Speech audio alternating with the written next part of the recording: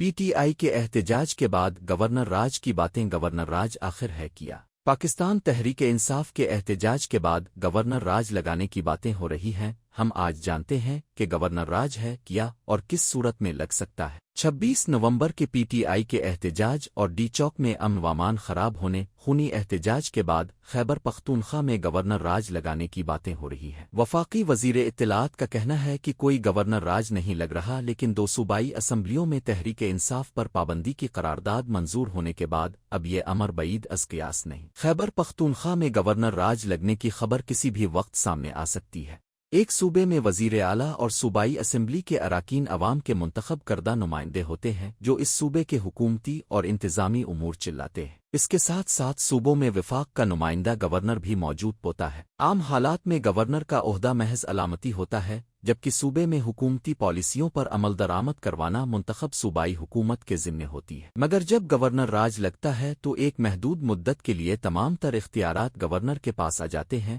اور وزیر اعلیٰ اور ان کی اسمبلی بے اختیار ہو جاتی ہے آئین پاکستان کے 10ویں باب میں 2 شقیں ایسی ہیں جن کی بنیاد پر صوبے میں ایمرجنسی یا گورنر راج لگایا جا سکتا ہے ان میں آرٹیکل 232 اور 234 شامل ہیں اگر صدر پاکستان سمجھتے ہیں کہ پاکستان اس کے کسی حصے کو جنگ بیرونی خطرات لاحق ہیں ایسی اندرونی شورش ہے جو صوبائی حکومت کے بس کی بات نہیں تو وہ ایمرجنسی اور گورنر راج نافذ کر سکتے ہیں تاہم اندرونی خلفشار کے باعث لگنے والی ایمرجنسی کی صورت میں اس فیصلے کے نفاذ سے پہلے اس کی صوبائی اسمبلی سے توثیق لازم ہے اسی شق میں یہ بھی کہا گیا ہے کہ اگر صدر اپنے طور پر ہی یہ فیصلہ کر لیں تو اس صورت میں انہیں پارلیمان کے دونوں ایوانوں سے 10 روز کے اندر اپنے فیصلے کی توثیق کروانا ہوگی ایسی ایمرجنسی کی صورت میں اس صوبے کے انتظامی امور اور قانون سازی کا اختیار وفاق میں پارلیمان کے پاس منتقل ہو جائے گا وفاقی حکومت خود صوبائی گورنر کو اختیار دے سکتی ہے کہ وہ وفاقی حکومت کے نمائندے کے طور پر وہاں تمام امور سر انجام دیں تاہم صوبے کی ہائی کورٹ کے اختیارات وفاقی حکومت گورنر کو منتقل نہیں ہوتے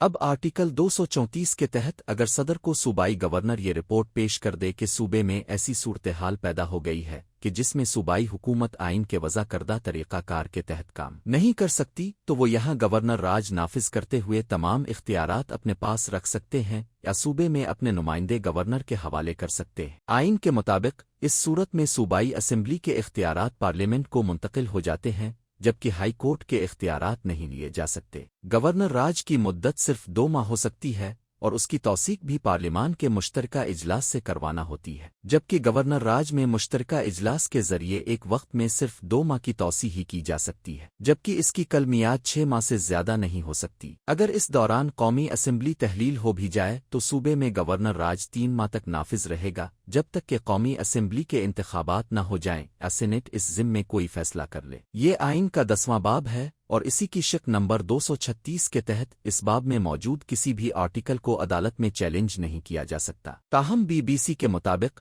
اب تک لگنے والی تقریباً تمام ہی ایمرجنسیز اور گورنر راج کو عدالتوں میں چیلنج کیا گیا ہے قانونی ماہرین کا کہنا ہے کہ گورنر راج لگنے کی صورت میں صوبائی حکومت کے پاس یہ اختیار موجود ہوتا ہے کہ وہ صدر کے فیصلے چاہے اس کی توثیق پارلیمان نے کر دی ہو کو عدالت میں چیلنج کر دیں سب سے پہلے تو ملک میں ماشاء اللہ کے تمام ادوار میں صوبوں میں گورنر راج نافذ رہا اور تمام اختیارات گورنروں کے پاس رہے حالیہ تاریخ میں بلوچستان میں 2013 میں اس وقت کے صدر آصف علی زرداری نے صوبائی حکومت ختم کر کے آئین کے آرٹیکل 234 کے تحت وہاں گورنر راج نافذ کیا تھا اس کی وجہ کوئٹہ میں شیعہ مظاہرین کا دھرنا تھا جو انہوں نے 2 خودکش حملوں میں اپنے برادری کے 100 زائد افراد کی ہلاکت کے بعد دیا تھا پنجاب میں سابق صدر آصف علی زرداری نے 2009 میں بھی گورنر راج نافذ کیا تھا انہوں نے وزیر اعلیٰ کے عہدے سے شہباز شریف کی نااہلی کے بعد پیدا ہونے والے بحران سے بچنے کے لیے گورنر راج نافذ کرتے ہوئے انتظامی اختیارات گورنر پنجاب سلمان تاثیر کو سونپ دیے تھے تاہم چند ہفتوں بعد ہی یہ رول ختم کیا گیا گورنر راج کے دوران بنیادی شہری حقوق تو پہلے کی طرح ہی رہتے ہیں